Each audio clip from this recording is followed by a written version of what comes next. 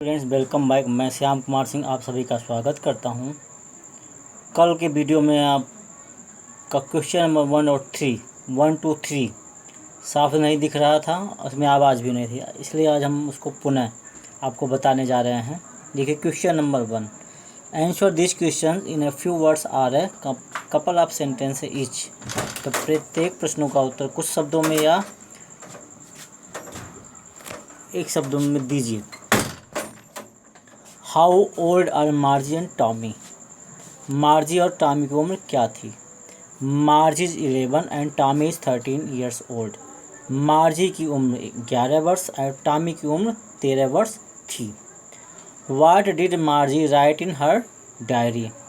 मार्जी ने अपनी डायरी में क्या लिखा? मार्जी इंटर्ड इन हर डायरी। मार्जी ने अपने डायरी में लिखा, today Tommy found a real book. आज टॉमी ने एक वास्तविक पुस्तक प्राप्त की। Had Margie even seen a book before. Had Margie ever seen a book before. क्या मार्जी ने इससे पहले कोई पुस्तक देखी थी? Answer, no Margie had never seen a book before. नहीं, मार्जी ने इससे पहले कोई और अन्य पुस्तक नहीं देखी थी। What things about the book did मार्जी find strange? मार्जी ने इस पुस्तक के बारे में क्या विचित्र देखा, क्या पाया? मार्जी found many things strange about the book. मार्जी ने इस पुस्तक के विषय में बहुत सारी विचित्र बातें पाई। The pages were yellow and crinkly. जो पृष्ठ थे वो पीले थे और मुड़े हुए थे। The words were stationary. और जो शब्द थे वो स्थिर थे, चलायमान नहीं थे। And did not move. और वे चलते नहीं थे। Also when one read it the second time. और इसके अतिरिक्त जो कोई इसको दोबारा पढ़ता था, everything was the same as earlier. तो पहले की तरह वह वैसा ही रहता था। आइए अब हम अगले क्वेश्चन आंसर का अध्ययन करते हैं।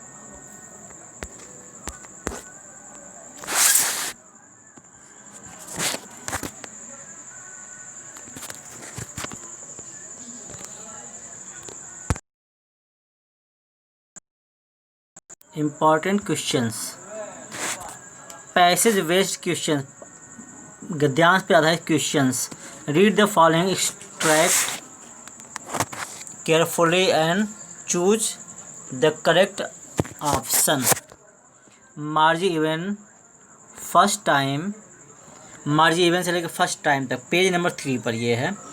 What strange thing did Margie find one day. Margie ने एक दिन क्या विचित्र वस्तु पाई। देखिए उसमें ये है, a new computer, A newspaper, a new game, a book with fixed words. इसका जो आंसर है वो a book with fixed words.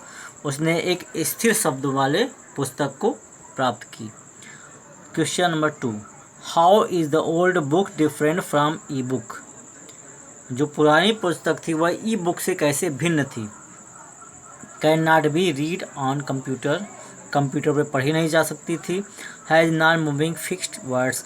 जो इस स्थिर शब्द थे इस पर। It's plays music. Has pictures in it. तो ये बी वाला सही है। Has non moving fixed words. जो शब्द थे वो स्थिर थे, चलायमान नहीं थे। Question number 3, which word in the passage means the same as humorous. Humerus तो होता मजाकिया, हंसी मजाक। तो होगा ये बी वाला सही है, funny. How long ago were the old schools around. हमारे चारों ओर जो विद्यालय थे वो कितने समय पहले थे? तो इसमें देखिए सेंचुरीज एगो, शताब्दियों वर्ष पहले। ये 2020 चल रहा और ये 2157 की बात है। तो शताब्दियों पहले मतलब 100 वर्ष से अधिक चला गया मतलब, तो शताब्दियों पहले। अब देखिए पैराग्राफ सेकेंड, मार्जी डॉट से काउंटी इंस्पेक्टर था। पेज नंबर 3 पर ये है। What does mechanical teacher mean here. यहाँ मैकेनिकल टीचर का क्या मतलब, यांत्रिक अध्यापक का क्या मतलब है? तो देखिए इसका मतलब है teacher on the screen, screen पर अध्यापक। आइए अब देखते हैं दूसरा question. Why did मार्जी hate schools? मार्जी school से घृणा क्यों करती थी? हैज़ टू स्टडी, उसे अध्ययन करना पड़ता था। कुड नॉट परफॉर्म वेल, वह ठीक प्रकार से प्रदर्शन नहीं कर सकती थी। हेटेड कंप्यूटर, कंप्यूटर से घृणा करती थी। Did not find time to play, खेलने के लिए वह उसे समय नहीं मिलता था। तो इसका आंसर है कुड नॉट परफॉर्म वेल, वह ठीक प्रकार से प्रदर्शन नहीं कर पा रही थी। Question number 3, which adverb in the passage is antonym to the word joyfully? Joyfully का एंटोनिम क्या है? तो इसका वह शारोफुल्ली। अगला question, in what subject was Margie doing poorly? किस विषय में वह खराब प्रदर्शन कर रही थी? तो वो जियोग्राफी में खराब प्रदर्शन कर रही थी। इसका आंसर होगा जियोग्राफी। अब देखिए शॉर्ट आंसर टाइप क्वेश्चंस, लघु प्रश्न। Question number 1, what did the grandfather of Margie say? Margie के दादाजी ने क्या कहा? Answer, Margie's grandfather told her that when he was a child. Margie के दादाजी ने कहा that when he was a child, जब वह एक बच्चे थे, his grandfather had told him that stories were printed on paper. तो उसके दादाजी ने कहा कि जो समय कहानियाँ होती थी वह कागज़ पर प्रिंट होती थी। There were no computers, only books used to be there where one could get information. There were no computers, computer नहीं होते थे। ओनली बुक्स, केवल पुस्तकें होती थी। Used to be there where one could get information, जिससे हम जानकारी प्राप्त कर सकते थे। अगला question, What hope did Margie have when her mechanical teacher was taken apart? Did it come true? What hope did Margie? मार्जी को क्या आशा थी? When her mechanical teacher was taken apart, जब उसके यांत्रिक अध्यापक को उसे दूर ले जाया गया। Did it come true? क्या सत्य हुआ? मार्जी had hoped, मार्जी को आशा थी that the county inspector would not be able to put the mechanical teacher back in proper order.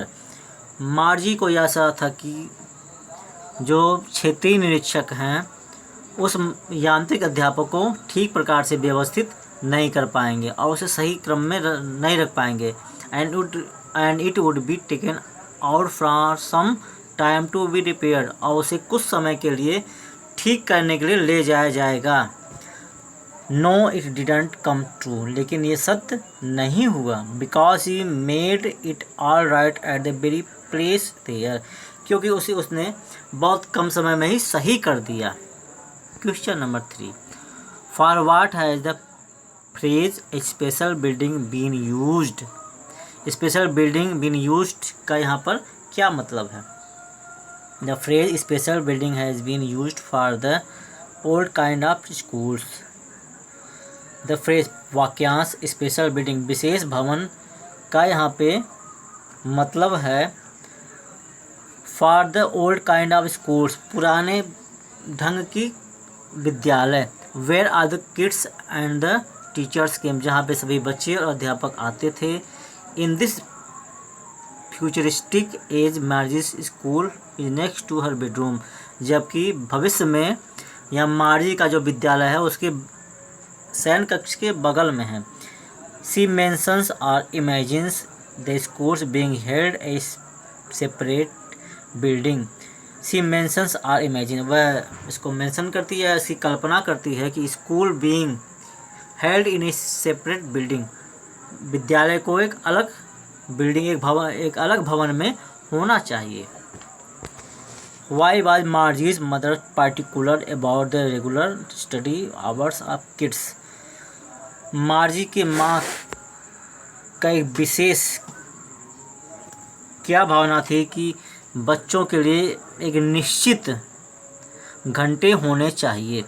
मार्जीज mother was particular about the regular study hours of kids because she believe that children learn better if they do it regularly.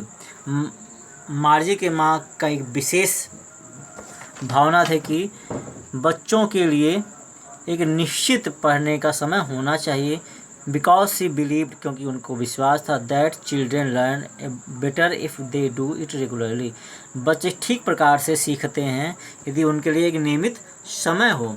There school be no gap between the period of study, और उनके विद्यालय में अध्ययन का जो समय हो उसमें कोई अंतर नहीं होना चाहिए। अब लॉन्ग आंसर टाइप जो क्वेश्चन है उसका अध्ययन हम कल करेंगे। थैंक्स।